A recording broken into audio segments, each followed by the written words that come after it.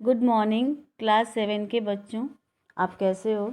आशा करती हूँ कि आप अच्छे होंगे और क्लास 7 में आपका स्वागत है, वेलकम है। आइए आपका जो व्याकरण का है, हिंदी व्याकरण का पहला पाठ हम पढ़ेंगे। आइए स्टार्ट करते हैं, शुरू करते हैं। आपके पाठ का नाम है भाषा और व्याकरण। जैसे कि आप लोग पिछली कक्षाओं में पढ़ चुके हैं, भाषा किसे कहते हैं, व्याकरण किसे कहते हैं, इसका हमारे जीवन में क्या महत्व है। चलिए इसमें भी स्टार्ट करते हैं, इसमें भी पढ़ते हैं। भाषा जिस साधन के द्वारा मनुष्य अपने मन के विचार दूसरों के सामने स्पष्ट रूप से प्रकट कर सकता है और दूसरों के विचारों को स्पष्ट रूप से समझ सकता है, उसे हम भाषा कहते हैं। जैसा कि आप लोग देख रहे हैं, समझ रहे हैं, सुन रहे हैं मेरी बात को। हर मनुष्य के द्वारा अपने जो मन की बात है, मन के भाव हैं, विचार हैं, वह दूसरों के समक्ष बोलकर, लिखकर या पढ़कर प्रकट होते हैं तथा उस इंसान की बात हम उसी तरीके से स्वयं भी समझते हैं, तो हम उसको आदान प्रदान को भाषा बोलते हैं। बात के उस तरीके को हम भाषा बोलते हैं। विचारों के आदान प्रदान का स्पष्ट और निश्चित साधन अथवा माध्यम भाषा ही है, क्योंकि इसके अलावा हम अपनी बातों को एक दूसरे को अच्छे से समझा नहीं सकते। भाषा की रचना। भाषा का उद्देश्य है विचारों को प्रकट करना। विचार का अर्थ होता है आपकी थिंकिंग, आपने जो सोचा है, समझा है, उसको वाणी देना। इसके लिए वक्ता यानी कि बोलने वाले को अपनी बात इस प्रकार कहनी होती है जिसमें श्रोता के लिए उसे समझना सुविधाजनक होता है। वक्ता जो बोलने वाला है अपनी बात को समझाता है, श्रोता जो सुनने वाला है उसकी बात को अच्छे से, सुविधा तरीके से, सिंपली तरीके से अगर समझ जाता है तो वह भाषा का सशक्त माध्यम होता है। पूरी बात को सही ढंग से प्रकट करने वाला कथन वाक्य कहलाता है। वाक्य शब्दों के संयोग से बनता है।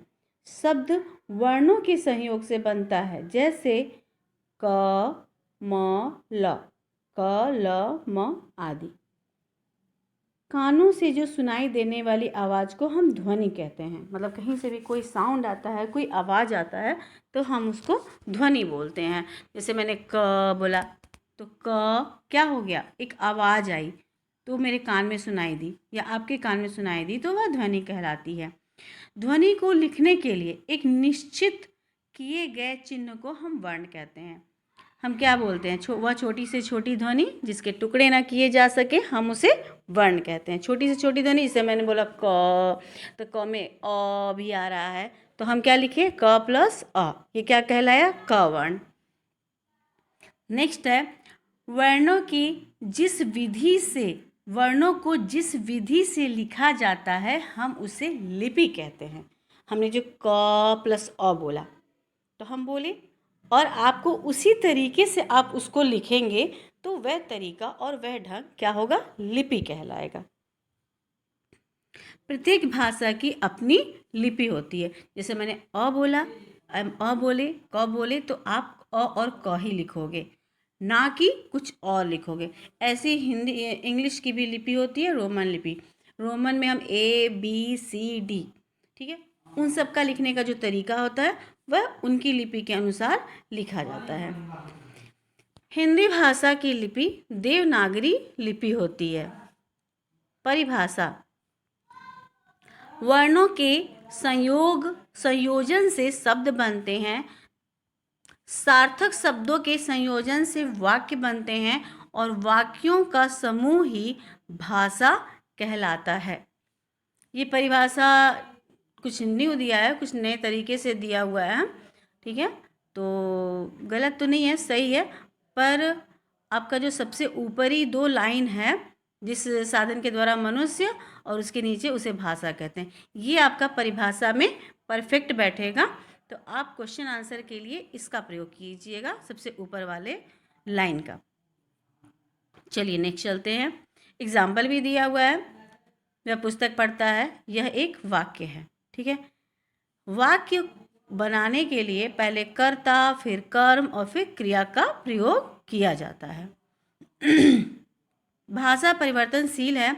संसार के सभी पदार्थों के समान भाषा भी बदलती रहती है।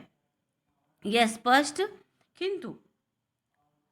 किंतु उसका यह परिवर्तन काफ़ी समय बाद ही दिखलाई पड़ता है। जैसे कि सबसे पहले आप लोग को ध्यान होगा, पता होगा, तो पहले का जो मनुष्य वो सिर्फ और सिर्फ संस्कृत बोलता था। ऐसा हमारे पुराणों में और महाकाव्यों में वर्णित है कि हम जो भी लोग हैं, वह अशिक्षित वर्ग हो, मतलब बिना पढ़ा लिखा वर्ग हो या शिक्षित वर्ग हो, वह संस्कृत का ही प्रयोग करता था। ठीक है, और धीरे धीरे हम किसका प्रयोग करने लगे? हिंदी का। हिंदी के बाद हम अवधी में आए, भोजपुरी में आए, तो ये धीरे धीरे बदलाव क्या हो रहा है? परिवर्तनशील है ना भाषा का। ठीक है, आगे बढ़िए। सभी भाषाओं का अपना एक नाम होता है और सभी भाषाओं की अपनी एक लिपि होती है। हमारी भाषा का नाम हिंदी है और उसकी लिपि देवनागरी लिपि है। तो भाषा दो प्रकार की होती है। भाषा के दो रूप होते हैं, लिखित और मौखिक। पहले हम मौखिक के बारे में पढ़ते हैं। लोगों के सामने अपने विचारों को बोलकर प्रकट करने के लिए भाषा के मौखिक रूप का प्रयोग किया जाता है। प्रयोग के इस रूप में कहने वाले को वक्ता और सुनने वाले को श्रोता कहते हैं। इसमें वक्ता और श्रोता एक दूसरे के सामने रहते हैं। मौखिक में हम एक दूसरे के समक्ष प्रस्तुत रहते हैं और एक दूसरे को अपनी बात को बोलकर मुख द्वारा समझाते हैं। दूरभाष भी वक्ता और श्रोता को एक दूसरे के सामने लाने जैसी स्थिति उत्पन्न होती है। आप फ़ोन पे बात करते हैं किसी से भी, तो आप ये महसूस करते हैं कि वह सामने वाला आपके सामने प्रस्तुत है। इस साधन द्वारा किया गया वार्तालाप भी भाषा का मौखिक रूप कहलाता है। मौखिक भाषा के दो अन्य नाम हैं, वाचिक और उच्चारित। लिखित भाषा दूर रहने वाले मनुष्यों तक अपने विचारों को पहुंचाने के लिए भाषा के लिखित रूप का प्रयोग किया जाता है। विचारों को भविष्य में सुरक्षित रखने के लिए भाषा को लिखित रूप में अपनाया जाता है। आप को पता होगा कि हमारे जो भी पहले के प्राचीन काल में जो भी हमारे भाषा थी, हमारे राजाओं का, हमारे राज्य का जो भी रहन सहन विशेषता जो भी था, वह एक शिलालेख के रूप में, पुस्तक के रूप में लिखा गया है। तो जो चीज़ लिखित है उसका तो हमको प्रत्यक्ष प्रमाण मिलता है, लेकिन जो चीज़ ओरल थी, मौखिक थी, उसके बारे में तो हम कुछ नहीं जानते। तो लिखित वाला क्या होता है, वो बहुत अच्छा होता है और पक्का होता है। इस रूप में लिखने वाला लेखक कहलाता है। जो उस पुस्तक को, जो उस चीज़ को लिखता है, जो उस टॉपिक को लिखता है, वह लेखक कहलाता है। और पढ़ने वाला पाठक। भाषा के मौखिक रूप में ध्वनियों का प्रयोग होता है और लिखित रूप में उन ध्वनियों के चिन्हों को अर्थात वर्णों का प्रयोग होता है, उसको लिखा जाता है। भाषा के अंग। भाषा वाक्यों से, वाक्य शब्दों से और शब्द वर्णों से बनते हैं। भाषा वाक्य से बनती है। जब हम बहुत सारे शब्दों को एक से दो वर्ण मिलाते हैं तो एक छोटा शब्द बनता है, और उसके बाद और अनेक शब्दों का निर्माण करते हैं वर्णों से, फिर वह शब्द एक वाक्य बनाती है और वही वाक्य और कुछ वाक्यों को बना करके भाषा बनाती है। जैसे मुझे भूख लगी है, खाना दे दो। अब आप इसमें काउंटिंग करिए कि अब कितना वर्ण है, उन वर्णों ने कितने शब्दों को बनाया और उनसे कितने वाक्य बने, और वाक्य बन करके एक सटीक भाषा के रूप में हमारे सामने आए कि सामने वाले को भूख लगी है, उसे खाना दे दो। इस प्रकार वर्ण, शब्द और वाक्य भाषा के 3 अंग बन जाते हैं और तीनों ये अंग मिल करके भाषा का निर्माण करते हैं। व्याकरण विचारों को सही ढंग से प्रकट करने के लिए वाक्यों में शब्दों को सही क्रम में रखना होता है। इस प्रकार शब्दों में सही वर्णों को सही एवं नियत क्रम में रखना, नियत मतलब सही क्रम में रखना होता है। इस क्रम का ज्ञान व्याकरण से होता है। जब भी हम कोई चीज़ बोलते हैं, लिखते हैं, तो हम उसको सही ढंग से लिखते हैं।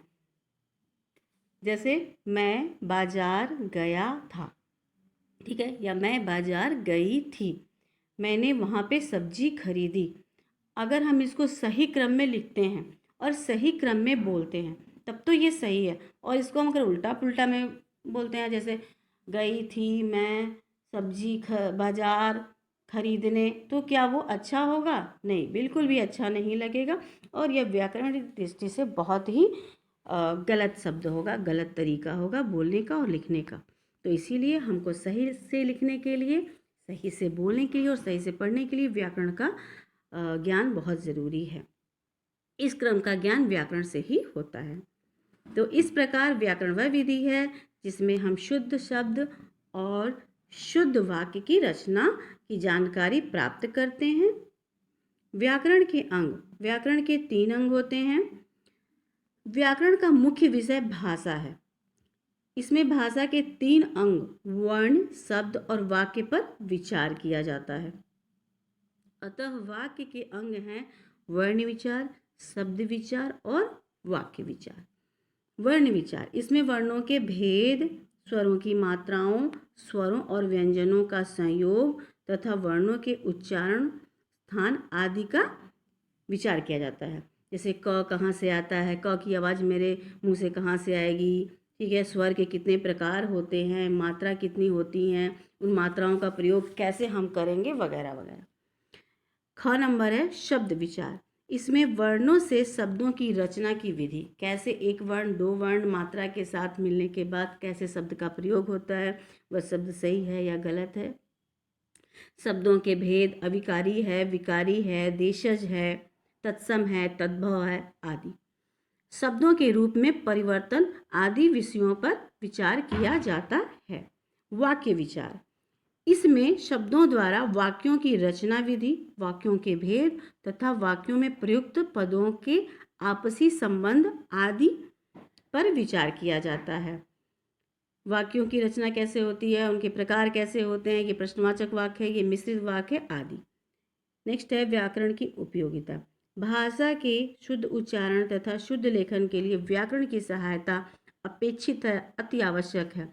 इसके अतिरिक्त नए शब्दों के निर्माण में तथा सभी क्षेत्रों में भाषा की एक रूपता को बनाए रखने के लिए भी व्याकरण की आवश्यकता पड़ती है। इस प्रकार व्याकरण भाषा का नियामक उपकारक है। स्मरणीय है कि यानी याद रखने योग्य है कि भाषा का निर्माण पहले होता है, उसके बाद उसका व्याकरण बाद में बनता है। पहले हम किसी भी चीज़ का निर्माण करते हैं, फिर उसमें क्या करते हैं, साफ सफाई उसकी काट छांट करके उसको शुद्ध रूप देते हैं, अर्थात तब जा कर के उसका व्याकरण बनता है। आज के लिए बच्चों इतना ही। आप अभ्यास का प्रश्नोत्तर कर लीजिएगा। कोई भी त्रुटि होगी, अगर आपको कोई समस्या होगी तो प्लीज़ बताइएगा। धन्यवाद।